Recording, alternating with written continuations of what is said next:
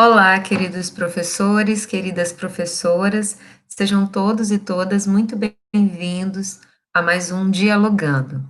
Bem, eu sou a professora Camila Mello e hoje nós iniciamos a segunda fase da nossa pesquisa de dissertação do mestrado profissional em Educação Física, o PROEFES, no Polo UFES. Nessa fase, nós propomos às professoras alguns estudos relacionados à BNCC. Realmente, a escolha não se deu de forma neutra, né? Nós tivemos que escolher textos para levar às professoras. E é interessante falar das duas situações que nos levaram a essa escolha. A primeira situação, que é referente a esse primeiro texto, está relacionado ao meu momento de qualificação, e junto à professora Erineusa Maria da Silva, professora doutora da minha banca e professora também do nosso PROEF Polo UFS. Ela me apresentou a esse texto de Siqueira e Dourado, e realmente é um texto muito rico, que nos faz perceber e entender a BNCC sobre diferentes olhares e intenções econômicas e sociais do governo vigente. E a outra situação está relacionada aos outros dois textos, que nós estudamos, ambos os textos, no mestrado profissional, na disciplina D06 de Educação Física no Ensino Fundamental. O segundo é o de Mauro Betti e o terceiro é do Neira. Então, eu resolvi trazer também para as professoras que comigo compõem a educação física da nossa escola pública o estudo desses textos. Enfim, nesse primeiro episódio, então, nós vamos retratar o texto de Siqueira e Dourado relacionado à BNCC. Vou estar apresentando a tela agora com os slides que foram também apresentados às professoras no momento de pesquisa e de estudo. Esses slides foram feitos previamente por mim e apontam pontos que nós consideramos como principais desse texto. Vamos lá. O texto de Siqueira e Dourado, ele relata, ele tem um nome que diz A Arte do Disfarce, BNCC como Gestão e Regulação do Currículo, né? Na verdade, ele é um artigo e ele tenta compreender aí a BNCC como uma política que dialoga com processos de gestão, de avaliação e regulação do currículo.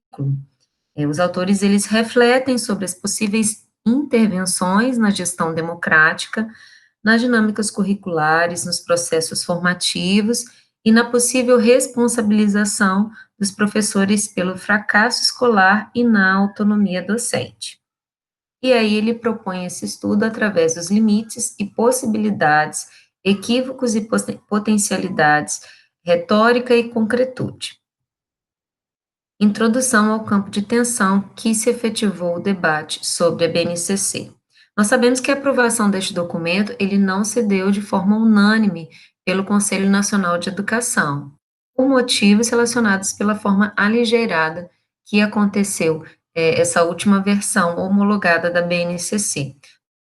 Nós já discutimos aí no primeiro vídeo sobre todo o processo que levou à construção da BNCC, né, que começa desde a Constituição de 1988, passa pela LDB de 96, passa pelo Plano Nacional de Educação e chega aí em 2017 a sua última homologação. É interessante relatar aí os últimos anos relacionados à construção da BNCC e a marca que foi ela ser realizada dentro de um golpe parlamentar, né?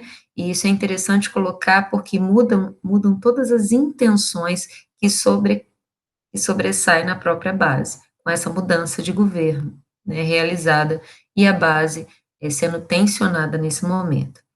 Porém, todavia, diante dessa discussão, a aprovação, ela foi homologada, e ela está aí, né, para que nós possamos construir os nossos currículos norteados por ela.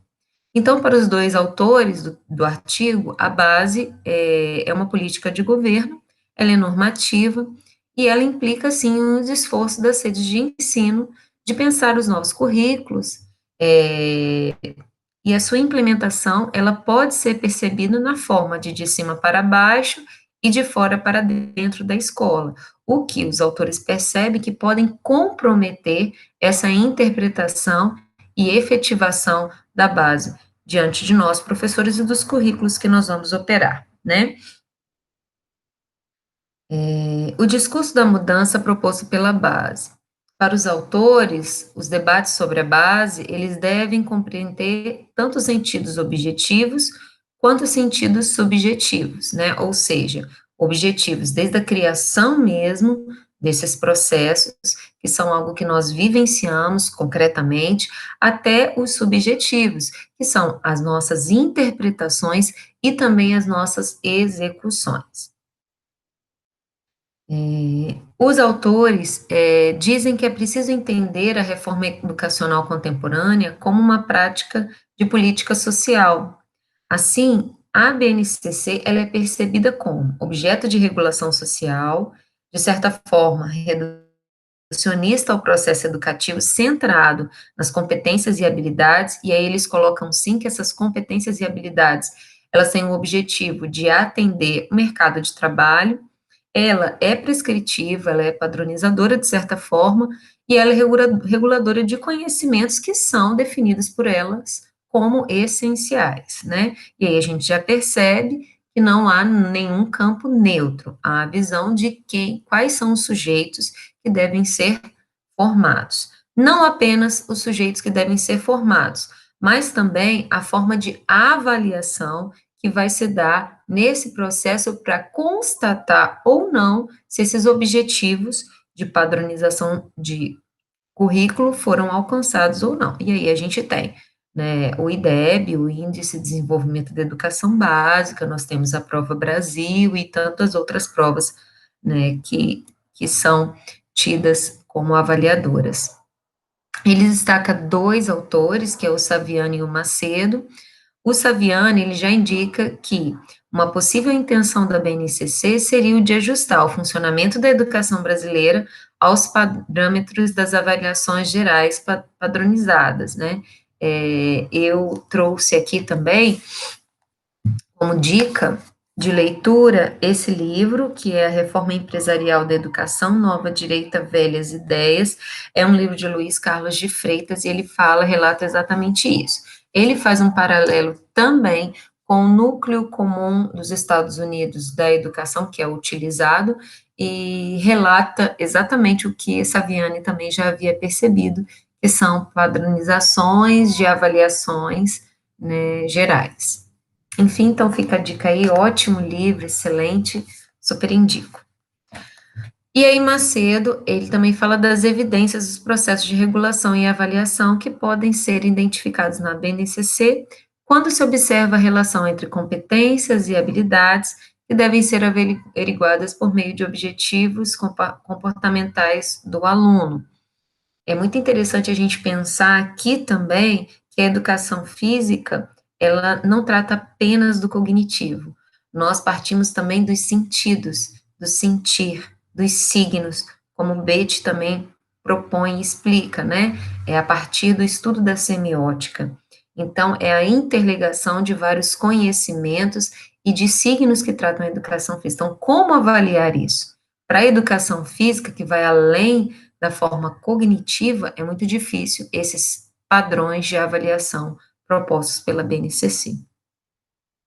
De acordo com Siqueira e Dourado, opondo-se à mera transmissão de informações da preparação para o mercado de trabalho e a adaptação à realidade, a educação precisa retomar um princípio constitucional da educação para a cidadania. Enfim, falei de forma bem rápida, bem enxuta. É muito interessante a leitura do texto. O texto já está aqui disponibilizado e é importante a leitura, né? Aqui depois eu provoco algumas questões juntas docentes e queria provocar aqui para vocês. Queria que vocês lessem em geral, mas eu vou tensionar uma última questão que Siqueira e Dourado colocam. Queria que você me respondesse aí. A questão 6. No decorrer do texto, Siqueira e Dourado descrevem sobre o possível discurso de responsabilização individual proposto pela base. Enfatiza que nós, professoras e professores, corremos o risco de sermos responsabilizados pelo sucesso ou pelo fracasso da educação. Qual a sua opinião sobre essa afirmativa? Espero a sua resposta aí. Pense, reflita. Muito obrigado, até a próxima.